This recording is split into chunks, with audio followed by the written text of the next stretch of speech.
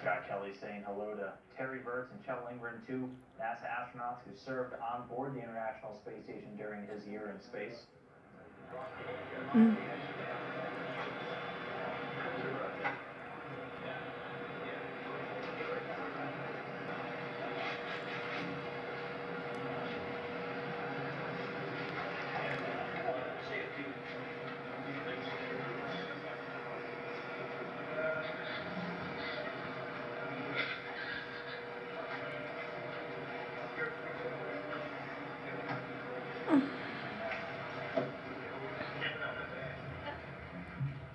Say a few words to everyone before. I know it's late, and it would have been great to get here quicker. I'm used to going 17,500 miles an hour, but this airplane doesn't do quite that, so it took us some time. But with the great support of the crew, we got here safely. You know, it was a very long trip. When I left here in February, I don't even know what day it was in February. I was 50, and now I'm 52.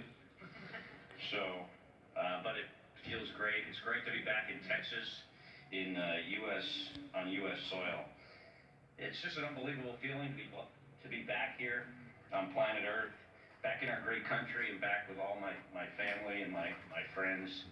I want to recognize my girlfriend and partner, Nico, here, that's been in lockstep with me the whole time during this whole experience, helped me in an incredible way all along the way. My daughters, Samantha and Charlotte. Charlotte came all the way from Virginia today, so she's probably pretty tired.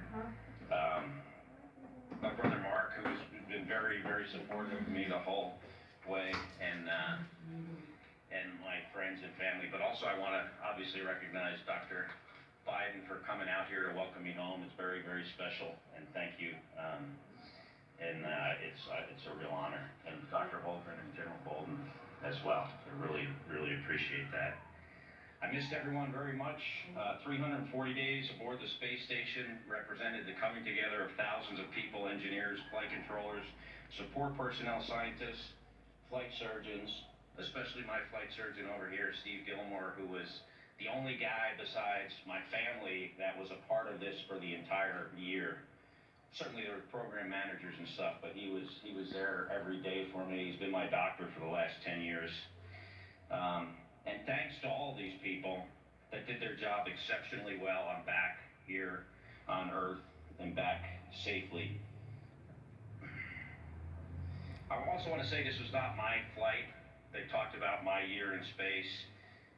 It's not my achievement, it's NASA's achievement, and it's our country's achievement.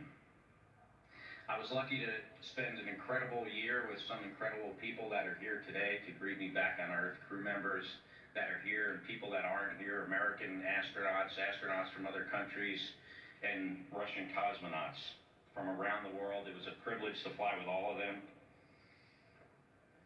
And one of the things that I thought a lot about during this year is that there's no greater privilege than serving your country however and wherever you might do it. This mission is the latest achievement in our country's space program, but it's not the last. There will be more. It's in our DNA of our country to explore, and we must never stop doing this. We must lead, we must learn, and we must discover. Thank you all very much for coming out here to see me. And again, I just want to emphasize this is a huge team effort.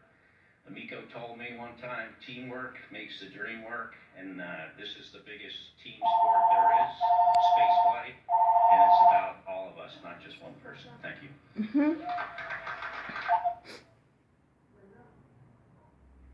At the scene outside the plane at Ellington Airport very early this morning, as Scott Kelly's return from space got him that much closer to home. Wanted to let you know that we have two news briefings about one-year mission coming up on NASA TV on Friday, tomorrow afternoon. The first is at noon Central Time. We'll have a discussion of the science of the one-year mission and the twin study with Space Station Program Chief Scientist Julie Robinson, Human Research Program Chief Scientist John Charles, and Scott Kelly's brother, former astronaut Mark Kelly. At 1 o'clock tomorrow afternoon, Scott Kelly will be on hand to talk about his mission and answer questions.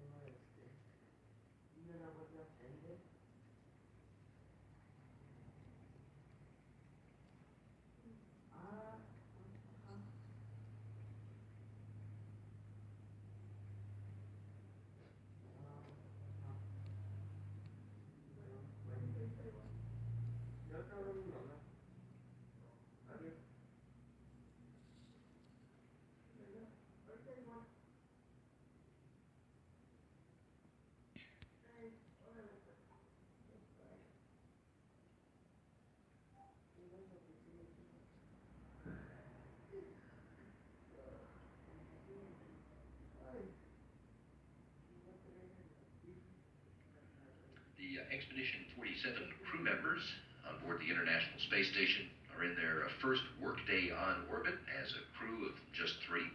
They've spent the day focused mainly on maintenance tasks.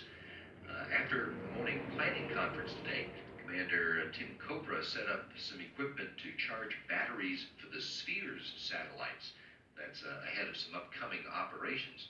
The bowling ball-sized robotic satellites are used in several experiments to test out algorithms for precision and formation flying. That includes some tests that are part of experiments that involve college students. Copra spent most of the rest of his morning on his daily exercise. First, that was a workout on the advanced resistive exercise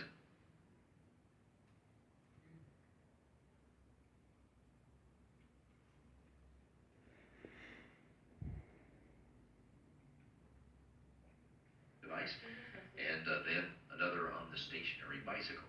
All of the station crew members get a couple of hours a day of exercise in order to maintain their overall physical fitness and keep them prepared to feel the pull of gravity again when they do return to Earth.